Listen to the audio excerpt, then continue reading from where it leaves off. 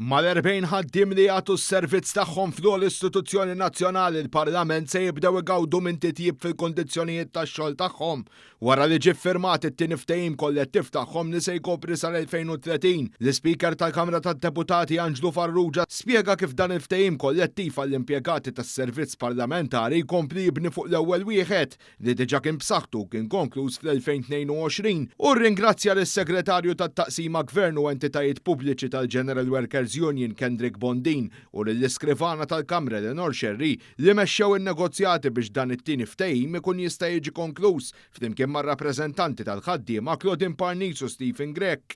Qabel ma kien hawn xejn. Qabel fil-Parlament il-ħaddiema qishom ħaddiema tal-Gvern, whatever joffri l-Gvern, illum kontra. Parlamentu autonomu, grazzi li għall-autonomija li daħlet fl-2017, allura stajna norganizzaw il-ħaddiema kollha li huma kollha fil-General Workers Union u allura wasalna wkoll fit-tieni ftehim bl-aħjar kundizzjonijiet biex ma ngħid superlattivi l-kundizzjonijiet illi waslu sal-2030.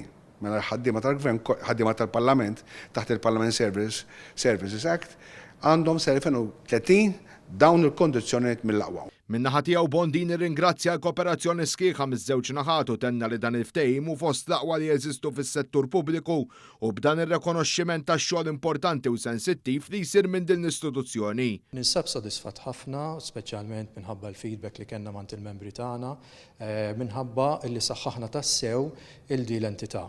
Dan huwa t-tieni ftehim kollettiv illi jena nibdu fuq dak li diġà kellna pedament sod u komplejna nsaħħuh biex nirriflettu r-realtajiet tal-lum il-ġurnata, l-operat ta' dan ix-xogħol u anke l-ħinijiet straordinari li daw il-ħaddiema qegħdin jaħdmu minħabba s-servizz li huma din jagħtu.